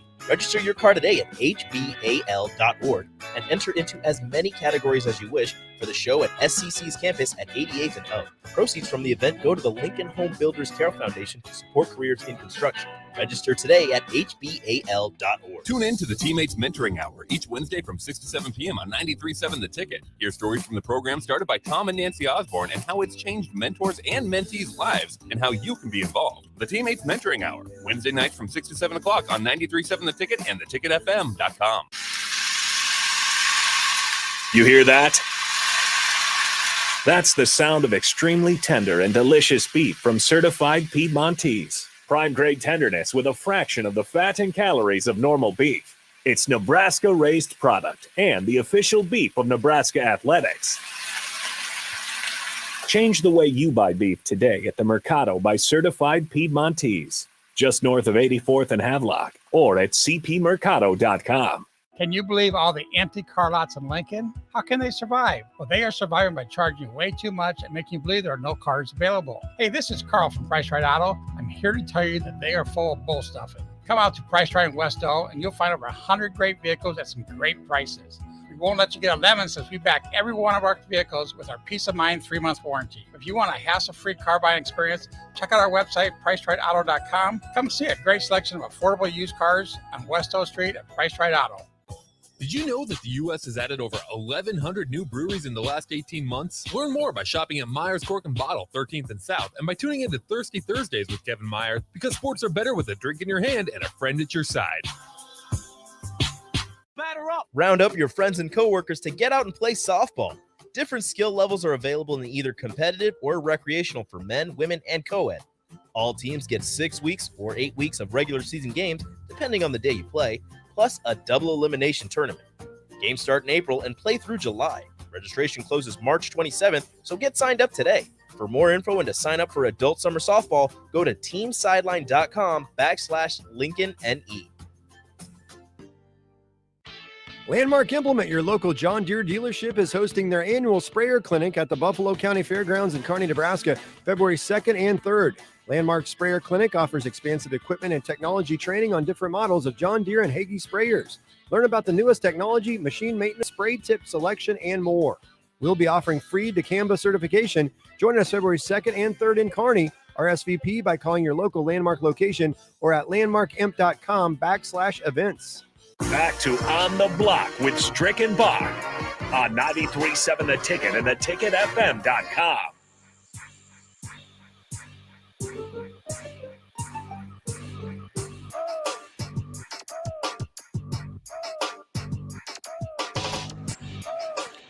We're back on the block where it's hot.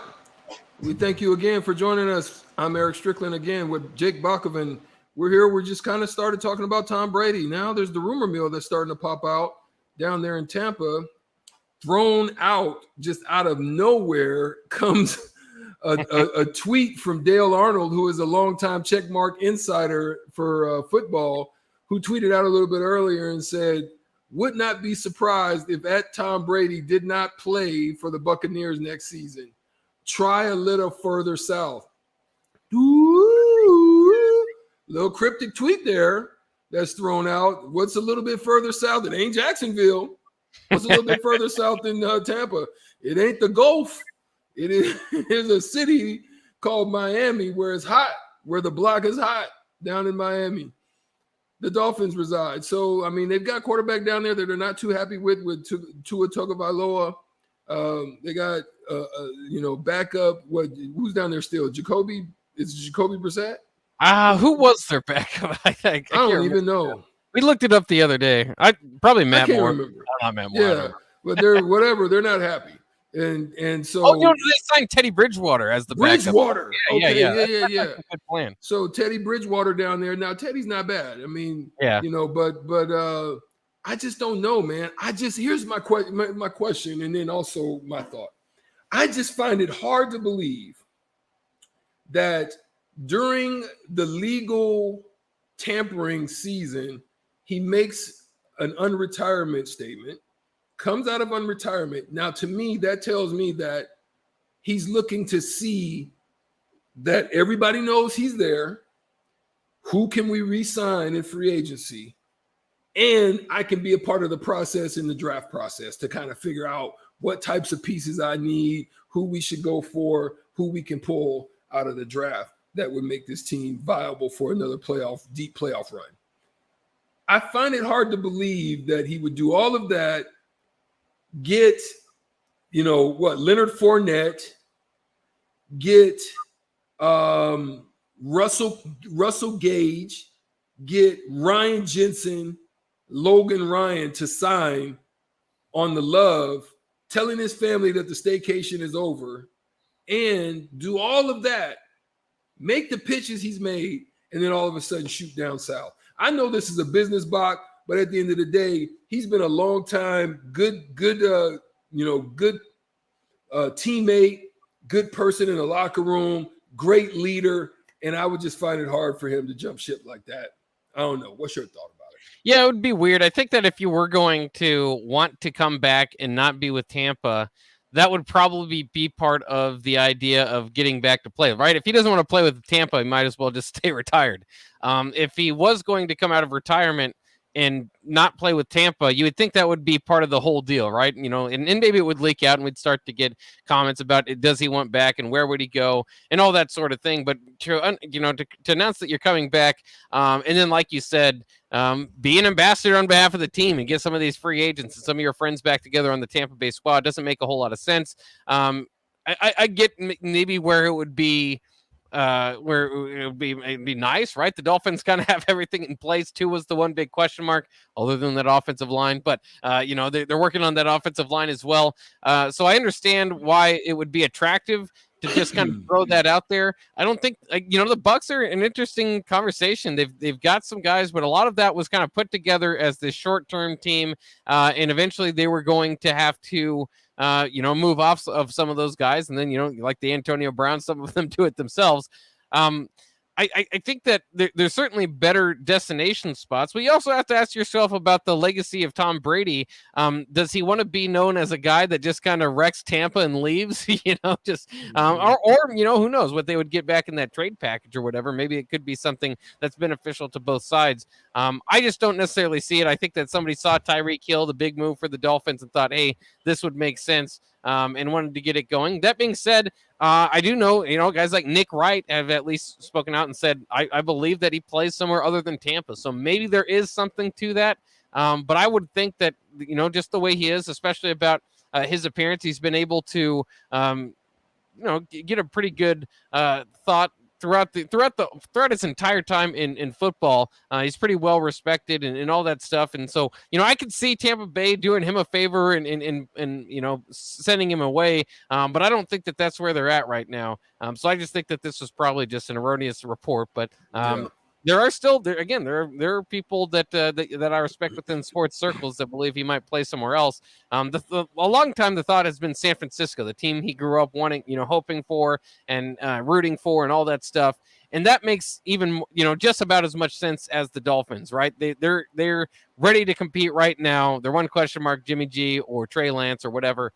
So I think if he's going anywhere, I would guess it would be San Francisco still at this point in time. So I think he's sticking in Tampa. You made a good point. There could be a means by how it could happen, being that he has one more year on his contract. If you can get a significant amount of pieces, similar to what some of these trade deals that are being done right now, some of these crazy deals that are being thrown out with, 2 first-round picks, a second-round pick, a 5th-round pick, and then one next year, all these crazy things. But I venture to say that no team would want to give up that type of capital for a potential 1-year run with a Tom Brady team. So that would be the only pause that I would give in something like that. But somebody might say, hey, we'll throw in maybe, a 2nd and a 5th and, get a Tom Brady, knowing that he's going to also lose cap money. Maybe you got somebody in the wings that you just kind of waiting on, get a little Tom Brady leadership in there, and then boom, you throw him in the mix after the fact. I don't know. I'm just speculating. I'm just trying to think of it down the road. But I do know one thing, that the Cleveland Browns and nobody out there seems to be wanting or liking or taking on Baker Mayfield. How do you view that situation? Because Baker Mayfield, a starting quarterback, had probably one of the better teams that, anybody probably could have won with. Had some injury situations, so that was a problem for him. But at the end of the day, do you view Baker Mayfield as ever being a starting quarterback again? And if so, where would a team most likely be a good fit for Baker Mayfield? Yeah, I mean, I think he's getting to that point to where, and there's the reports out of Cleveland too about worrying about his maturity and all that. He's kind of getting to that point where the headache's not worth the return you're getting, right? I think he's good enough that he could start in Houston or something like that, go and try to take Davis Mills' job or, a place like that. Probably, a top, he's just probably just like a top 30 quarterback in the league, right? Kind of on that fringe line of starting or not. For what it's worth, maybe he can kind of get back to his pre-injury ways. That injury really took a toll on him. Now he's had surgery to correct that. We'll see. But I think that the upside that it isn't quite there. He's very accurate quarterback. Could never get anything going with OBJ. OBJ goes off and wins a Super Bowl with the Rams. That certainly kind of hurt his look there. I mean, I think there's a few teams out there that might look at him, but I don't think that he's any longer a piece that you think this is our long-term fix at quarterback. He's a stopgap guy, and the problem once you get into the stopgap territory is that if you come with anything else, any other baggage, there's other stop guys out there that can get you equal or, maybe even more or maybe slightly less, whatever, the equal type of return without the headache, without the, I guess even without even the belief from a certain part of the fan base that still wants to hold on to something that's probably not there. Could be wrong. Maybe Baker Mayfield proves me wrong. This surgery goes well. He goes somewhere and ends up being an excellent starting quarterback somewhere. But like you said, he was just served, one of the best offensive personnels on a platter there in Cleveland and couldn't get them too far. Did get them to the playoffs. He's still a young guy. But I think that especially that immaturity report out of Cleveland is hurting. But for what it's worth, they have been reluctant to want to give him up as well, though. So maybe they still see something in him. Now you move on with Deshaun Watson, and you wonder, too, that whole plan might be in place because Deshaun Watson is still kind of going through it. As far as all those criminal reports were nullified, were thrown out. Then a new one gets brought up. I believe that got thrown out again already. But it might not be the end of it for Deshaun Watson. And then the NFL's got to do their own investigation. They're letting the legal proceedings go first, and then the NFL's going to do their investigation. So there's a belief out there he might not be available for September or October. That is Deshaun Watson. Baker would be at least one of the top backup quarterbacks in the league, and that's kind of where he probably sits at right now. That's a good point. One other quick thing before we go to break. We kind of have an idea of what's happening out there in the AFC with Kansas City, with the Raiders, with the Chargers, and with the Raiders, the Chargers, KC, and maybe Denver. You got to look at Denver. On top of that, you really, if something happens in San Francisco, you can not just throw them out of the mix too. I mean, San Francisco's right there. But what about the other side? Who in the NFC now do you think is a team that has a good shot at it, kind of challenging the guard? As far as rising up, it's interesting to kind of play that out. I think for right now, if you go with the top, you still go with the top quarterbacks, right? Brady, Rodgers are right there. Obviously, the defending Super Bowl champions in the Rams would probably be right up there. But there's just been so many moves this offseason looking like the AFC is getting stronger and stronger and stronger. So the NFC, I mean, I'm not gonna lie, it looks like the weaker division. It'll be interesting to see how it plays out in that one game sample size of the Super Bowl, because that can always flip. But I think the playoffs are set up to be just amazing in the AFC. And then over in the NFC, I think you're going to get some teams there that would have no chance making it in the AFC playoff picture. But, you know, I hate to say it as a Cardinals fan, I don't want to get too excited. If they can fix their second half of the season woes, their first half of the season, the last 2 years, they look like they've been on right on par. You mentioned the 49ers could certainly play a part of it. Is anybody coming out of the NFC East? I don't think so. I think Dallas is still kind of sitting on top of that division, but I don't see them as a true threat once they hit the playoffs. So they're the get up to let you down team, bro. Every time, boy, you feel like you get yourself involved with a Dallas Cowboys situation, your heart gonna be broken. Don't date the Dallas Cowboys if you don't want to be heartbroken. We're gonna take a break and come back after this. We're hitting hardwood right here on the block on 93.7 The Ticket.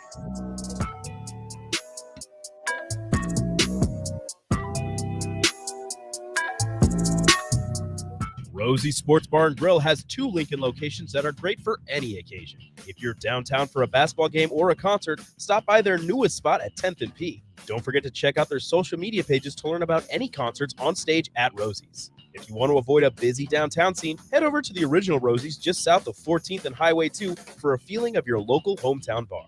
There's plenty of TVs at both places and great food and drink. What are you waiting for?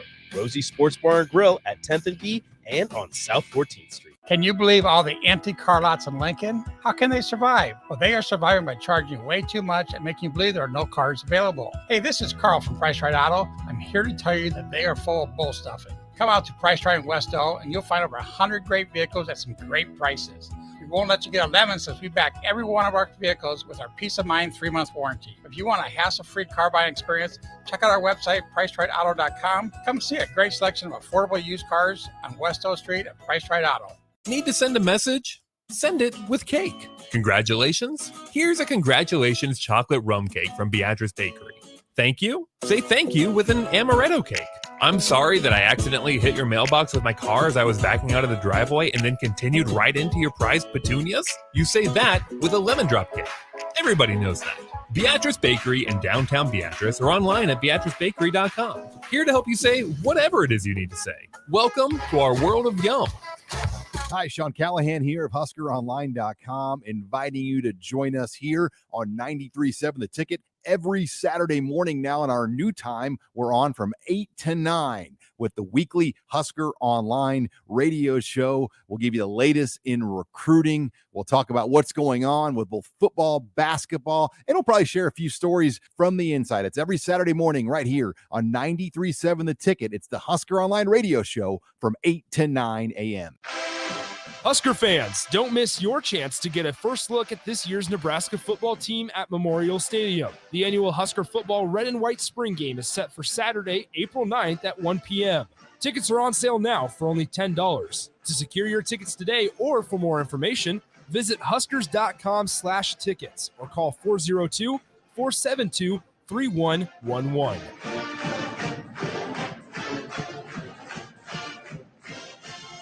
93.7 The Ticket, Fox, KFXL weather. Sponsored by John Henry's Plumbing, Heating, and Air Conditioning. A mix of sun and clouds, windy again today as northwest winds will gust over 30. We'll see an afternoon high of 58. Passing cloud cover tonight with winds calming in a low down to around 28. Tomorrow, again, a mix of sun and clouds, not quite as windy, but slightly cooler with a high of 53. I'm meteorologist Tim Wright for 93.7 The Ticket and theticketfm.com. They say one great thing leads to another, and that's especially true when you visit a Great Clips salon. When you sit down for a haircut with the skilled and friendly stylist at one of our thousands of convenient Great Clips locations, they'll not only make your hair look great, they'll make you feel great too. And that's something you can't help but share with the world. Download our online check-in app today and opt in to get a ready next text when you're up next. Great Clips. It's going to be great. 2022 is all about staying well. And guess what? There are lots of easy ways to take care of your mental and physical health every day, like eating right and exercising, taking vitamins, drinking water, scheduling those annual doctor's visits, or just resting. That's right, even a quick nap counts. Because let's be honest, these days we could all use a little more wellness in our lives. So stay well, Nebraska. For more ways you can stay healthy, visit staywellnebraska.com. Work, laundry, dishes. I was exhausted. I needed a vacation, but finding a way to pay for it, not so easy. Then I found it, a research study at Solarion. I searched the studies and found a perfect match for me. It was so easy. I earned cash for the study and booked that vacation. Plus, I made an impact on medical research. Find a study and sign up today at helpresearch.com. You should consider the risks of the research before you agree to participate. This is Dan Friedman. Between 2010 and 2019, distracted driving caused more than 40,000 car crashes in Nebraska, resulting in over 14,000 severe injuries and deaths. Please keep your eyes on the road. If you have a smartphone, put it away while you're behind the wheel. It will help keep our community safe and secure. This message is brought to you by Friedman Law Offices, helping injured people. It's what we do. It's all we do. Find us at friedmanlaw.com today. Back to On the Block with Strick and Bach on 93.7 The Ticket and theticketfm.com.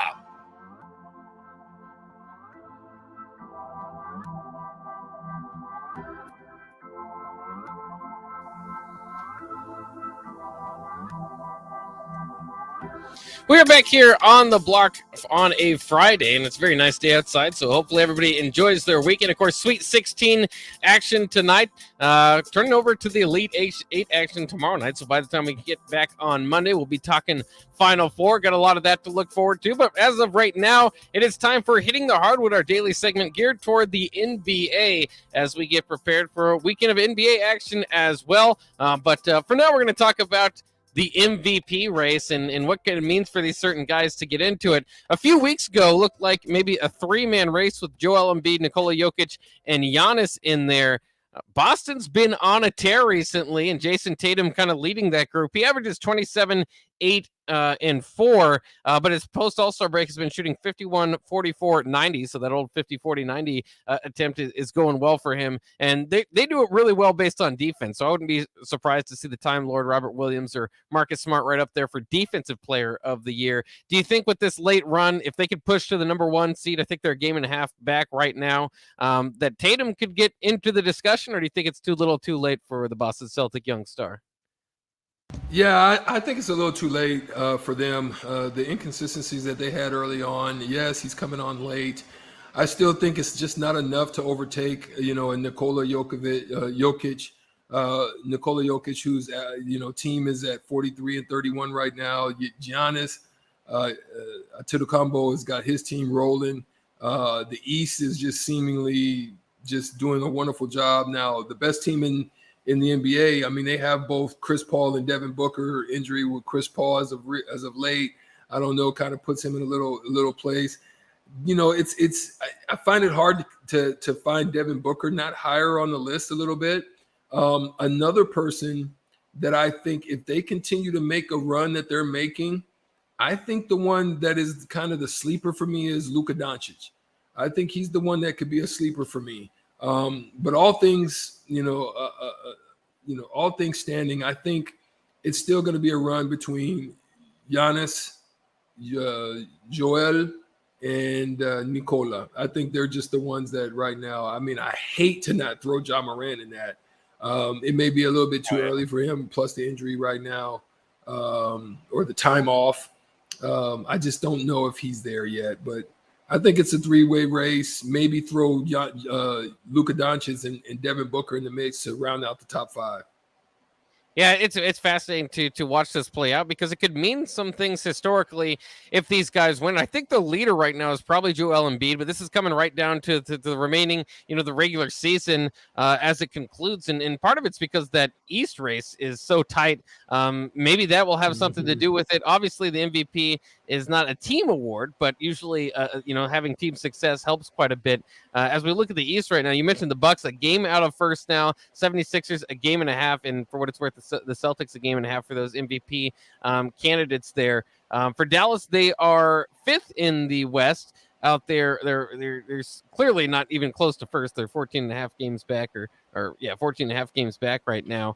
So that might hurt Doncic a little bit, but don't overlook what he's doing. 27.9 points per game, 9 rebounds per game, 8.6 assists per game. I mean, all these guys that are in contention today, you've got to be pretty close to triple-double type numbers. Here's why I put Jokic and Giannis ahead of them at this point, right? Giannis is shooting 55% for field goals. Jokic is shooting 57. Embiid is 48. To be that big, you should be dominating a little bit more. I think you got to be above 50%. I know he shoots some outside. He's an outside threat, but then at the same time, him and Jokic have dang near the same near three-point shooting percentage. And then the part that kind of throws me a little bit also is his rebounding numbers. He's below both of them in his rebound numbers. So, and he's probably the significant big guy on that team. Yes, he's got other guys in Harden and a lot of those other guys, Harris and some of those other guys that, do some rebounding duties. But yeah, at the end of the day, man, I still think it's Jokic and Giannis over him. And for what it's worth, Jokic's numbers, I think it's always interesting to compare to their MVP years. Obviously, coming off his MVP year, he's averaging 0.2 points per game less. But the other part of his games, which helped, blew up last year, which was part of the reason he was the MVP last year, are up once again. He had 10.8 rebounds per game last year, now up to 10.7. Or excuse me, where was I at? 10.8, yeah, now up to 13.5. Yeah. Assists per game have dropped off almost little bit. Eight, bro. But still, but 8. Almost 8 assists per game from your center there.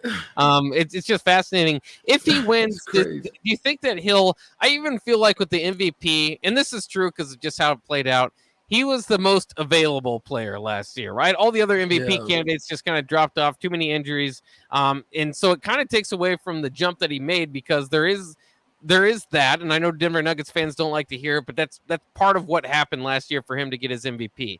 This year, that wouldn't necessarily be the case. So if he won that, he'd become the 15th NBA player, I believe, to win more than one MVPs, and it would be back-to-back for him, too. Do you think that he'd finally get that level of respect that he deserves, or do you think there's a problem with playing out in Denver and there, he just doesn't, for some reason, doesn't quite hear it as much as Embiid is getting his own commercials and all that stuff? Maybe it's the fact that he's a foreigner. I'm not sure, but the Joker doesn't seem to get the national respect that he probably deserves. Yeah, I think it has something to do with it. We don't, most people, especially out east, don't get a chance to see as much of him. He's in a small market team. So you don't really get to see him until the playoffs, and then things tighten up in the playoffs. If you have a bad game, you're like, oh, why is he the MVP? But his consistent body of work is pretty amazing for his size. And he's got that slow old man game, and he just still kills you. Same with Doncic. I mean, it's like Doncic's got that old school slow man game, hits you with a couple bops, up fakes, and then he dips up on you. Oh, and then he hits you with another one. He has you just all over the place. You don't know how to guard them cats. So it's pretty interesting to watch. And as far as the numbers we're looking at, too, I believe, if I can count it up real quick, I believe that if Giannis wins, it would be his third MVP in 3 years. Only Magic, Bird, Moses Malone, Abdul-Jabbar, Wilt, Russell, Jordan, and LeBron have won that many. And he's still rather young. And again, with him, you kind of do the same thing. Compare him to his MVP numbers of the past. And he's doing pretty favorably there, all up to almost 30 points per game for the Milwaukee Buck, Giannis Antetokounmpo. Historically, do you think that he is going to eventually land on some of those names, regardless of whether he gets the MVP or not? I mean, because again, I like Giannis, and he won a championship, and so he's kind of crossing off some of those things that need to be had if you're talking about all-time discussions. But when you're talking about Jordan and LeBron and Bird and Magic and Abdul-Jabbar and Wilt and Russell, those are the all-time names. I don't know, even if Giannis wins this one, I don't know if I can quite put him up there quite yet. No, I don't think you could put him up there yet, but I do like that he's progressed. There were some deficiencies in his game that I thought that if he doesn't increase in these specific areas, that he would fall off. His production would fall off. But you see his production's moving up to almost 30 points a game. That means he's increased his range and consistently. He's also increased his ability to make free throws. Now he went from like almost like a 50, barely scraping 60% free throw shooter to now making at 72%. And he's getting there almost 12 times a game. So that is, if that number continues to increase, he's definitely going to be on par with that. If he can get up to where Embiid is and Jokic towards the 80, you don't even got to scratch 80. He just gets up there, and his 3-point shooting continues to increase. He's at 30% from three. He couldn't barely land it in the bucket. Now, if he gets it up into 35 range, he's going to be a beast. It's kind of funny. Off the text line, Matt says every Y in the United States has someone playing pickup ball that looks just like Doncic. Maybe not the height, but I could certainly see that. Obviously, not a whole lot of guys in the Y looking like Embiid or Jokic or Giannis, so that's certainly interesting. Unfortunately, we're running out of time. We'll be back, and we'll know what the Final Four looks like on the other side once On the Block returns next Monday, so we're very excited for that. A lot of great action tonight. Strick, enjoy your time in Tampa. Let us get that Tom Brady scoop for us. We'll be back here on Monday for On the Block. We'll see you. Have a good weekend. They say one great thing leads to another.